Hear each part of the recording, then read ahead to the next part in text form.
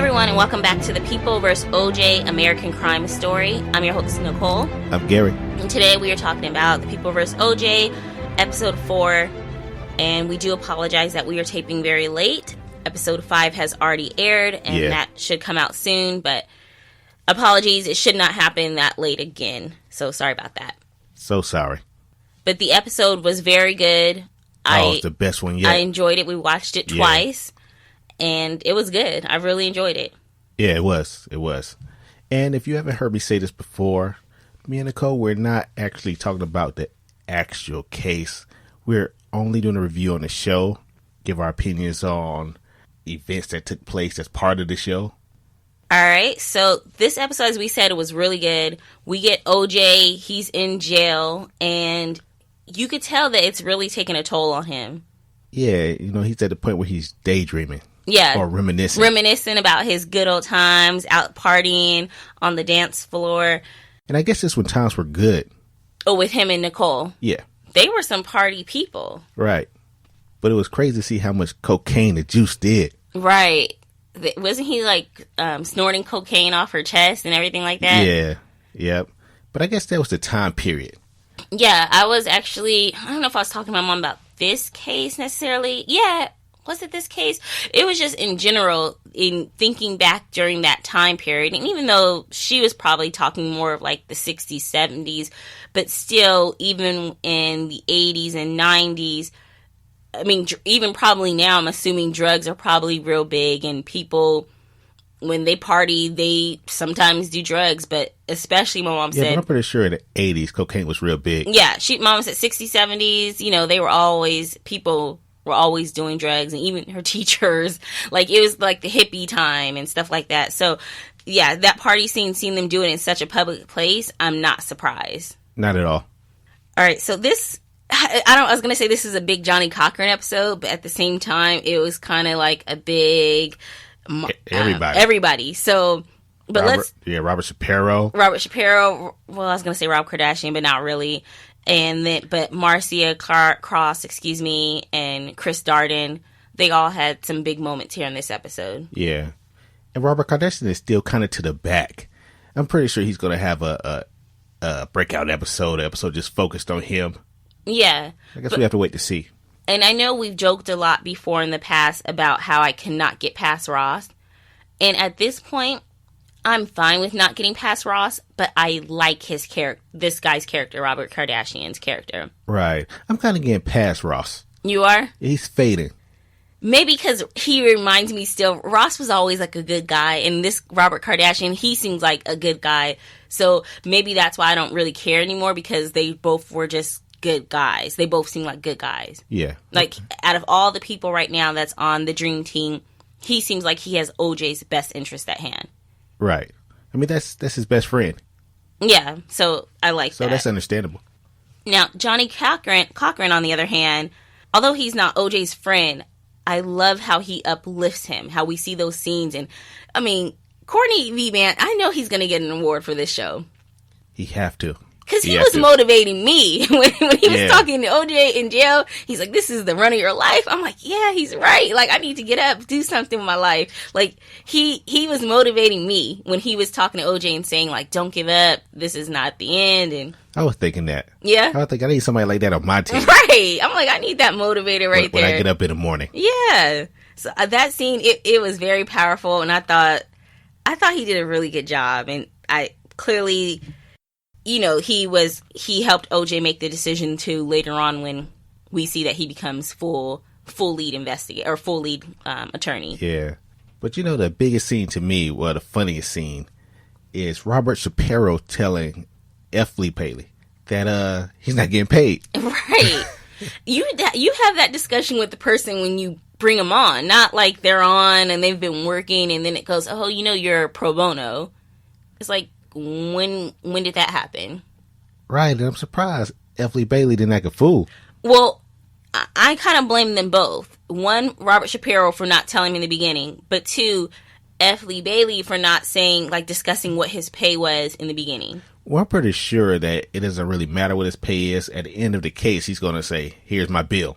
Okay. This is what you're paying me. And I'm pretty sure since Robert Shapiro was the lead attorney, that he probably felt like OJ's going to pay Shapiro, and Shapiro's going to pay each individual. Okay, that's what I was starting to think. Like, there's a lot of people on that team. I wonder how they're all getting paid. Because Johnny Cochran has, like, 2 associates with him. And I'm like, does Johnny Cochran pay them? And how is OJ paying them from jail? Do they have access to his account? Definitely. That for whatever reason, that, like, ran through my head after the whole finding out F. Lee Bailey was on there pro bono. And the rest of the team were not, I'm guessing. Who knows? Because they haven't addressed anyone else's pay. Right.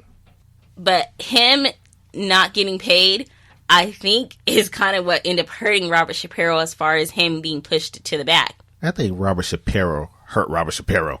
That's true. Because before we get on all the crazy things he said, I want to stick on F. Lee Bailey. Because he went on I forgot what talk show it was, Larry King or somebody. Larry King, yes. And he was like, yeah, he was slick. He was trying to be slick with it. But he's like, yeah, all this stuff that they're saying in the public, that he can't handle himself. He's not fit for this role. He knew, I mean, he's a lawyer. He knew exactly what he was doing when he was saying all that stuff. Right. It don't matter how you put it. Once you put the words out there, that's all people hear. Right. But don't say it, asshole. Yeah, but like this dude has been a lawyer for years. He knows what he's doing. And one of the cases that he brought up was the Sam Shepard case. And I looked that case up, and it was like a big time case back in, like, I want to say, it was a guy that was convicted of murdering his wife in 1954. And I believe he spent 10 years in jail. And then in 1964, F. Lee Bailey was his post-conviction lawyer or whatever. He's the one that got him off. Or they did a retrial, and he's the one that got him off. So he got convicted in 1954. Yes. And then he was let go, like, in 1964 for whatever reason for killing his wife. And then F. Lee Bailey, during the retrial, he got him off again. Okay. Yeah, well, not again, but he got him off. He was his lawyer in the retrial. So it's based on Wikipedia, it sounded like that was a pretty big case. And that's why when Shapiro was like, dude, you're pro bono, he's like, I've had big cases. And yes, from 1964 versus 1994, that is a 30-year difference, but yeah, that name should probably carry some weight at that point. It did carry weight. That's why they were called the Dream Team. Yeah. He was a part of it. Because look how famous Johnny Cochran was after this OJ case. That name carried weight long years after this case. Yeah. But you know what? Apparently he was already famous in L.A. or California. I'm sorry. Okay. I'm pretty sure he was famous all over California. That's all they talked about. Oh, Johnny Cochran. This is the Johnny Cochran show. Right. All right. So we get the judge and Lance A. Ito, and we see that he's excited. You know, his wife is a police officer, it looks like. And he tells her, brings her into his office, and he's like, I got the case. But there's something to it, because when he had her sign that form, the spousal conflict form, yeah, it had different detectives and people like that.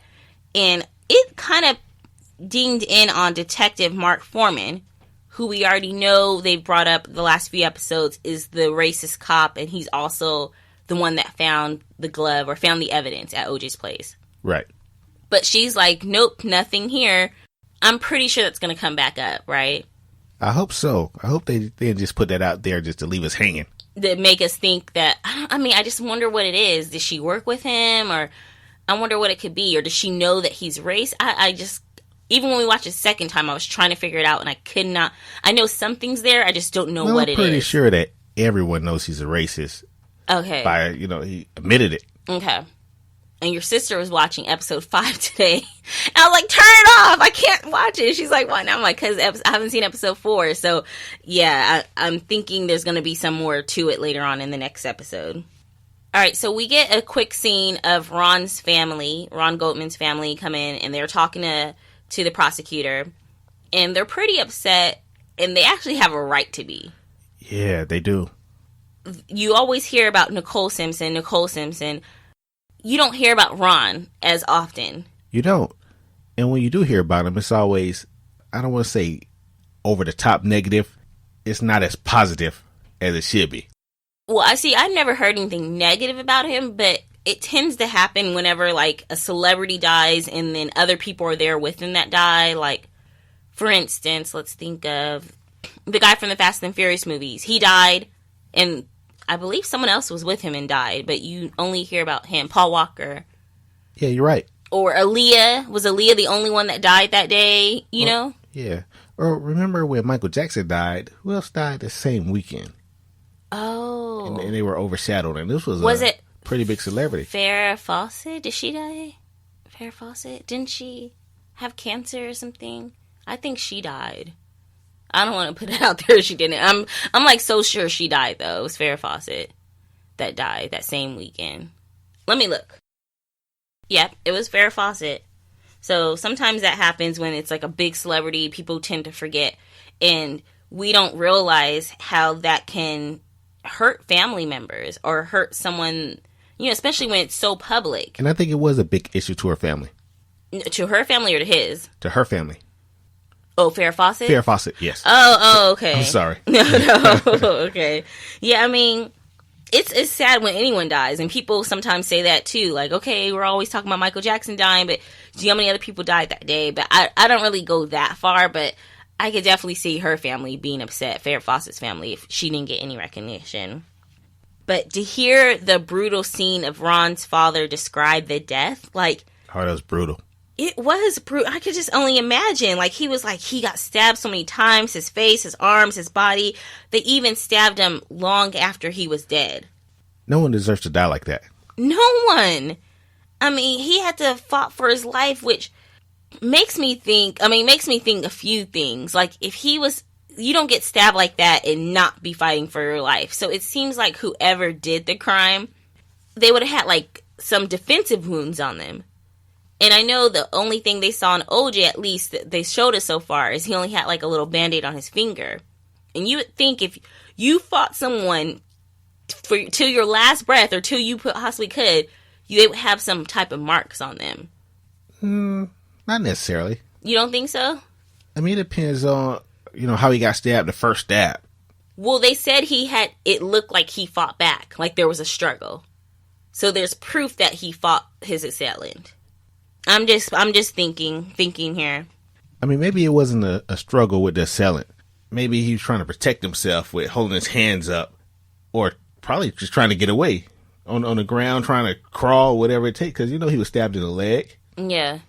So he had to be on the ground to get stabbed in the leg. He was stabbed in the face. I mean, it depends on the first stab. Right. Well, if it was deadly enough to where he couldn't really physically fight back. Okay. All right, so we get a focus group with the prosecutor, Marcia Cross, and they have different people in there. Women, men, black, white, and half the people raise their hand and they say they think OJ's innocent, and it's all the black people. Right. And then the other half raise their hand and say they think OJ's guilty, and it's all the white people. Right. And that's when the prosecutor is like, okay, maybe. Because the prosecutor at their team... They're thinking, yeah, there's racism, but it's not going to be just so cut black and white.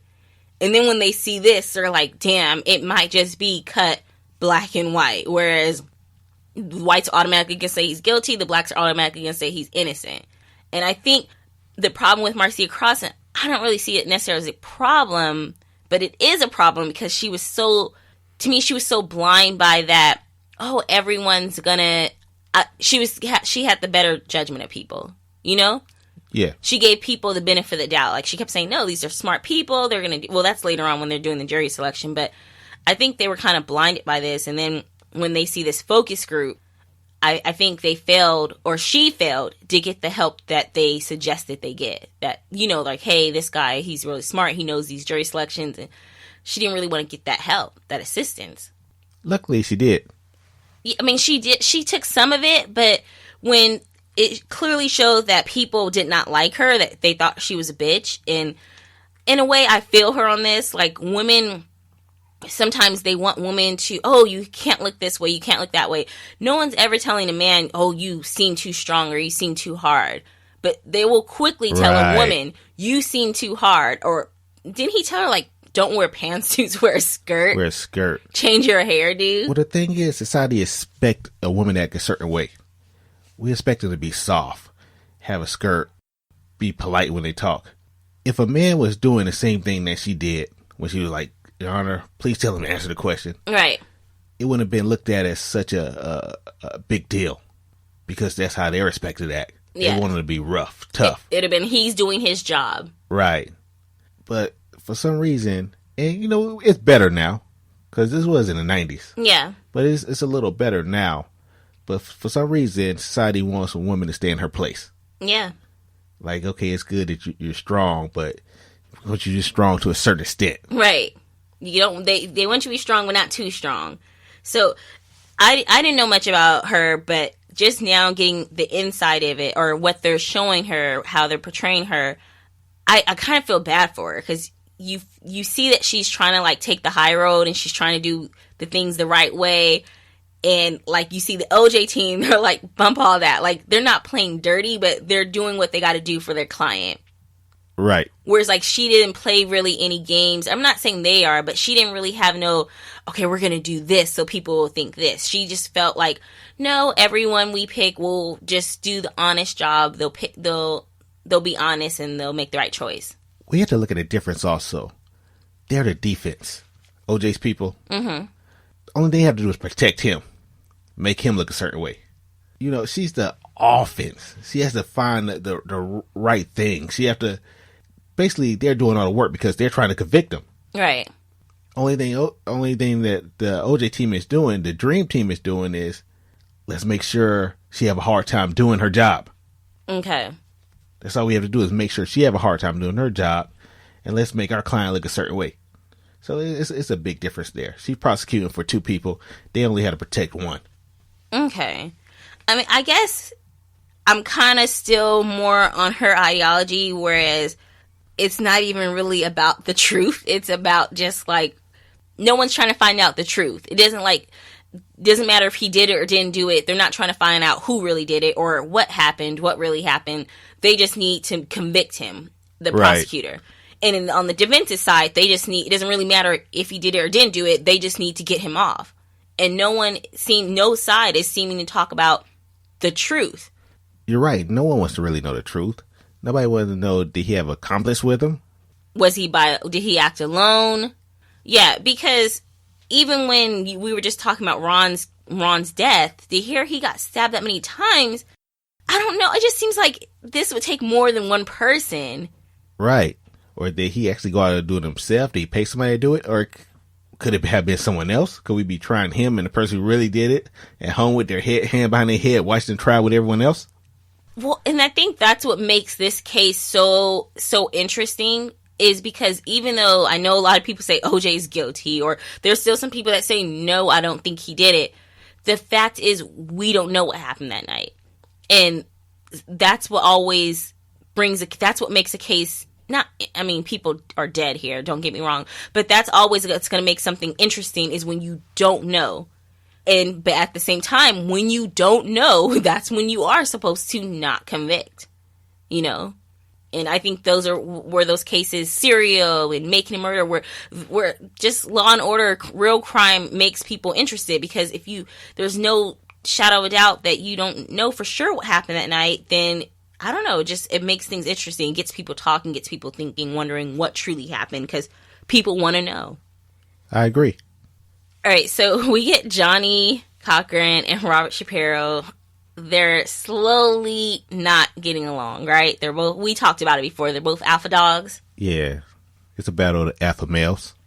Because, they mention how, one of them mentions how, I think it was Johnny, of course, and he's like, yeah, they seem to be targeting black people, not getting black people off the jury selection. And Johnny Cochran's like, yeah, I agree. Robert Shapiro, excuse me. I agree. I think I'm going to go talk to the press about it. And Johnny's like, I'm glad you agree, but I don't think you should be the one talking to the press. And Robert Shapiro still does what he wants to do, and he still talks to the press.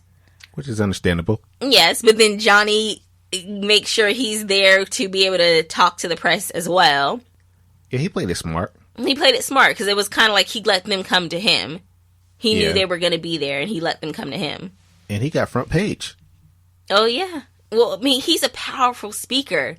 He is. I could see him doing so many other professions if he was not a lawyer, but I think a lawyer fit him best, but I could see him doing, he could have been one of those motivational speakers.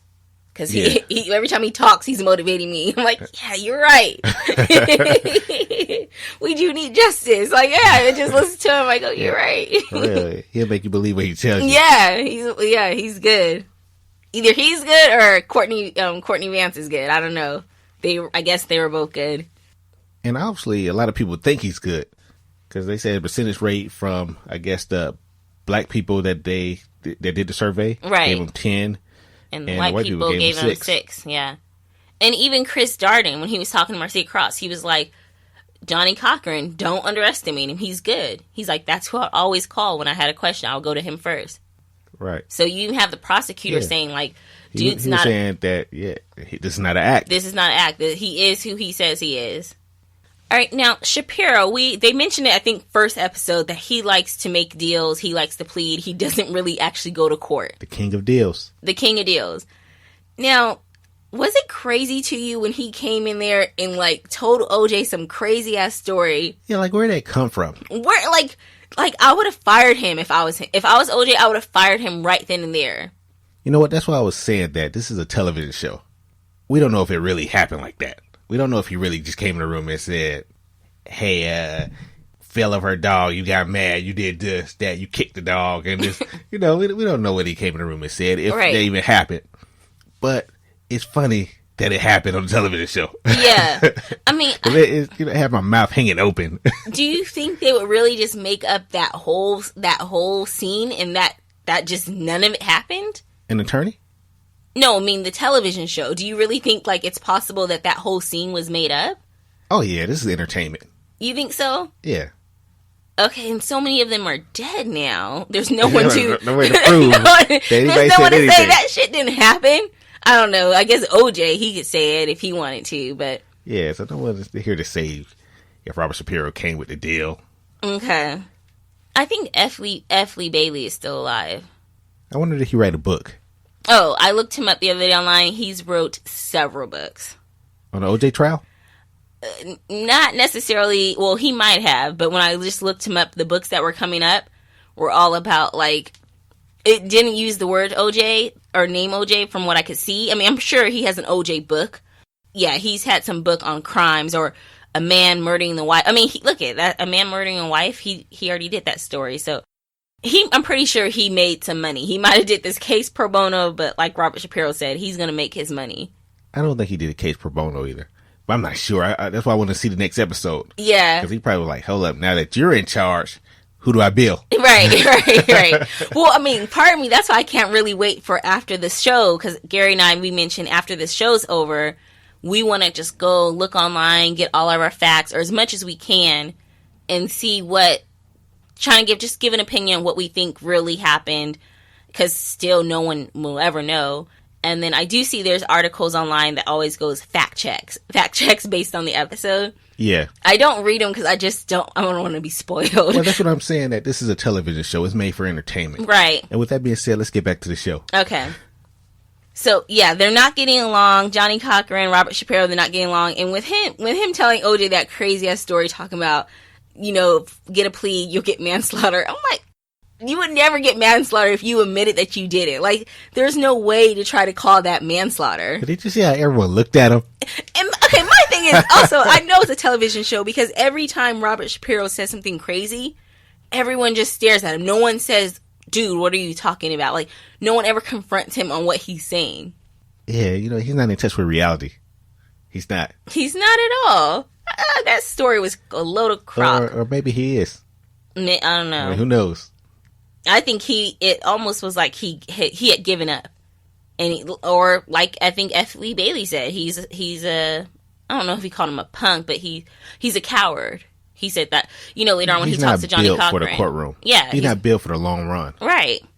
Which we see. They say he was the king of deals, and he's willing and dealing. Right. I guess that's a win to him. He still gets paid. His client don't get life. I guess he felt like there was no chance to win. And lawyers hate to lose. We know that's how he felt because he told his wife that. I know he's guilty. Don't you think I know this? Okay. Yeah, you're right. Well, I like that Robert Kardashian, being the good friend that he is, tells OJ Johnny needs to be the front one. This is your life. Because OJ, you kind of seem like, dang, like he doesn't want to hurt anybody's feelings. And Robert Kardashian's like, no, dude, this is your life. That part was so funny to me. Why was it funny? No, when OJ was in there, when they were having a meeting. Oh, when all of them were on the phone. That was so funny. So what do you think, OJ? And he tried to do some football analogy. Man. Damn. Like, just go ahead and let Johnny. Man, that was like a funny scene because you don't see Cuba Gooding Jr., but you could picture him. What he looked like when he was saying it. So I thought, that was probably his best scene so far.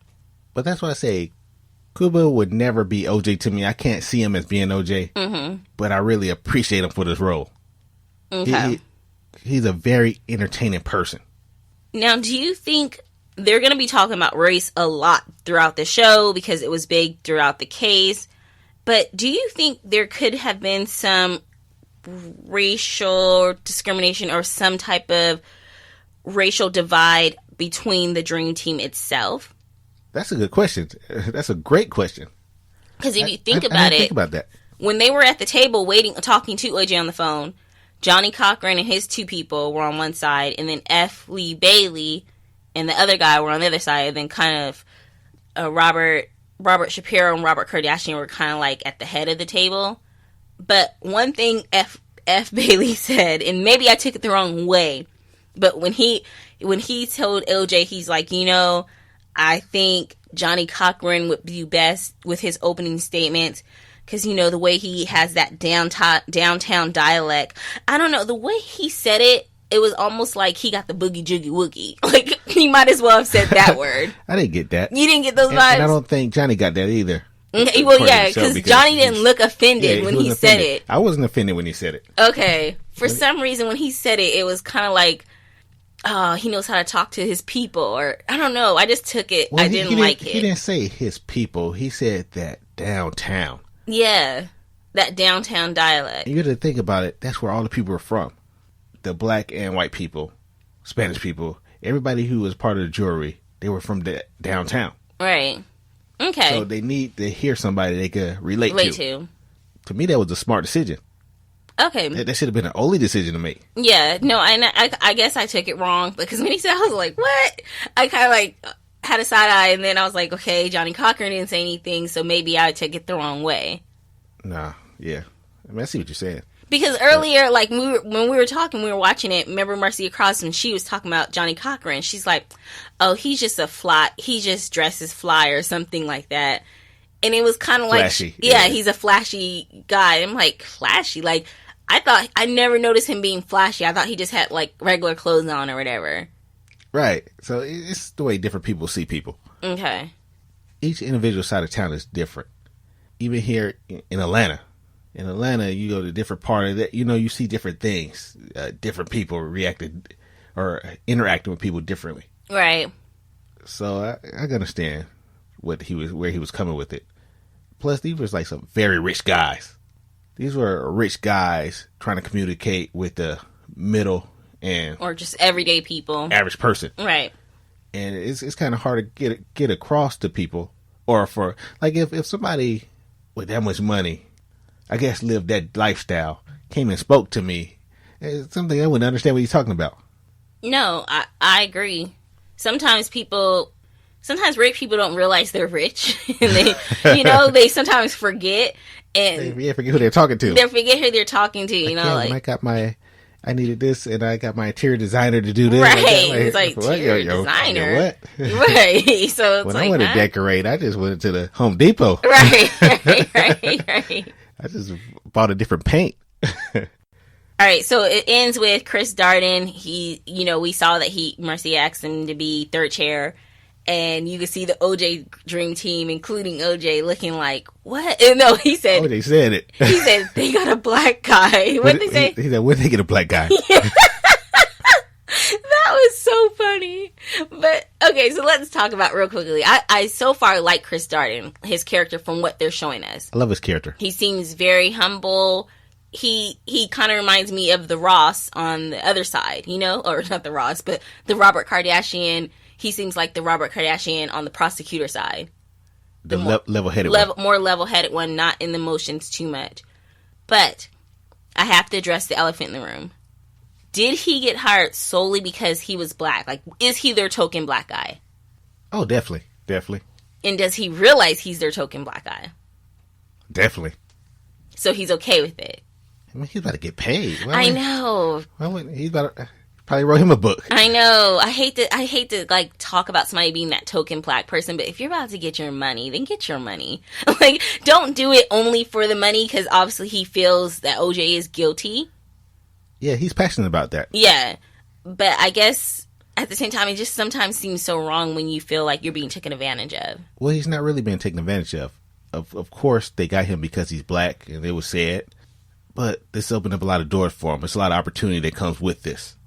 So although you got me on this case because I'm black, but yeah, when a promotion come up, he could say, well, hey, I was on the OJ trial. Yeah. I mean, look, I'm pretty sure the jurors, everyone involved probably made their money. I was a third chair on this. Years to come. I at least deserve a second chair on the next one. Right. And then they move on up, and he was a third chair. I didn't even know there was a third chair. But I'm guessing on the Dream Team, F. Lee Bailey must be like the third chair. And then Robert Kardashian's like the fourth chair. I don't even know. There's like so many of them on there. Yeah, it's a lot of them over there. Which to me makes a person look guilty. Like, I don't know. Like, if I saw someone with all those people, like, why they need all those people? I would think guilty because it's just too many of them over there. But this was a high profile case. Yeah, that's true. Now, people already had their minds made up before the trial started. So it was people's minds were already made up. It was their job to try to change that mind. Right. Okay. Well, you guys, this is our recap of the episode. We enjoyed it. Oh, we really did. I can't wait to watch episode 4. 5. Episode 5, yes.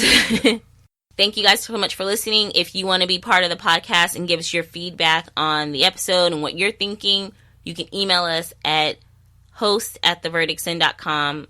That is HOSTS @theverdictsin.com.